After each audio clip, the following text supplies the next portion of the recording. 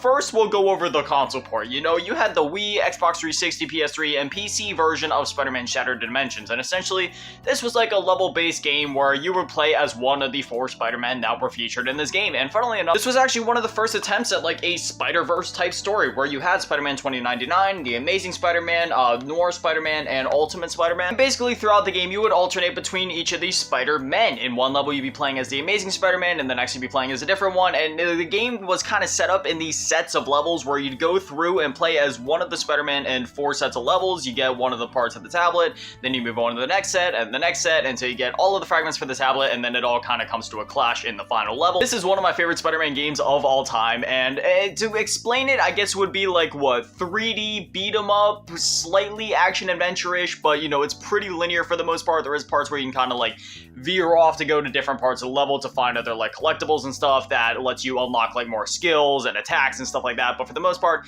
you're never gonna get lost. It's very linear, it's very straightforward, but it's a lot of fun. Again, more of like a beat 'em up if anything. But then we look at the DS port, this quirky little thing, and first things first, if you compare the box arts, again, you got 2099, Amazing Spider-Man, sorry, lighting's terrible here, but the Noir Spider-Man and Ultimate Spider-Man, but then when you look at the DS cover, you have Spider-Man 2099, Amazing Spider-Man, Noir Spider-Man, and that's really it. So, obviously with it being on the DS could handle a lot of 3D games, one of the launch titles for the DS being Super Mario 64 DS, a complete remake of the original Super Mario 64.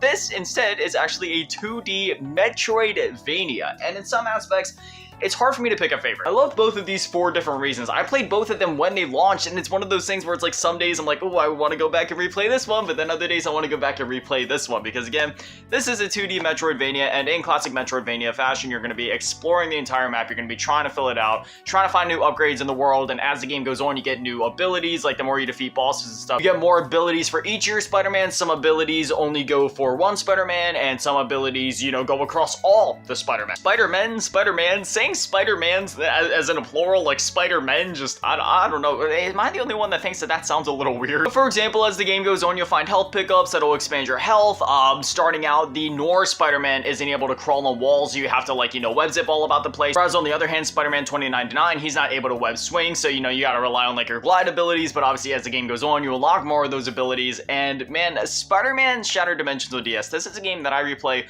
almost annually, just because I love this game so much. It has so much charm, not to mention the fact that all the voice actors reprise their roles here, so, you know, it's just like the console experience. It's like, you know, the personality is there, and the cutscenes in this game, they're not exactly full, like, 3D fleshed out cutscenes as they are on this one, but they're kind of like animated drawings in a way, almost, and, you know, with it being on the DS, sometimes some DS games are kind of like, hey, blow on the microphone, use the touchscreen, do all this gimmicky stuff, but not in this game. There's a couple mini games on the touchscreen, but it's only in between levels, so, and at that point, it's not even necessarily a situation of, oh, they're making you do like a gimmicky mini game. Instead, if I could guess, it's probably because they're trying to disguise a loading screen, because when you play this game, there is 0 loading screen. And another cool part about this game is that it's not just like, oh, you know, it's the same world, but there's a Noir version of it and a 2099 version of it. No, like, it's 3 completely different worlds, and they are so massive. There's so much to explore, there's so much to do, and, you know, despite the fact that I 100% in this game so many times back in the day, I'll never forget, I was on a road trip with my grandmother. We had to go a couple states south because my grandfather was in the hospital at the time. He was very sick, but I'll never forget, we were in Virginia, we were staying at a hotel, and we decided to go to Target, and I saw this on the shelf, and I was like, hey, I got some vacation money, and then I asked my grandma, I was like, hey, I got some vacation money, is it cool if I get this? She was like, yeah, go ahead, pick it up. So then I got it, and I'll never forget going back to the hotel, opening this game up for the first time, playing it on my DS, and just like, you know, I didn't beat it in one night, but I did get through a good percentage of it in that night. I spent hours just playing this game, and I'll never forget the next day and just the entire trip home, just, you know, just playing this game nonstop, beating it for the first time. Even after I beat it, I went back in, played it again, 100%ed it multiple times, as I said, across multiple different profiles, and I'm constantly going back to it to this day. And honestly, at this point, I think after I record this video, I might pop it in and go in for another 100% run, just because it's that much fun. If you've only played the console version and you never played the DS version, please give this one a chance. It is so good, so underrated, not enough people talk about it.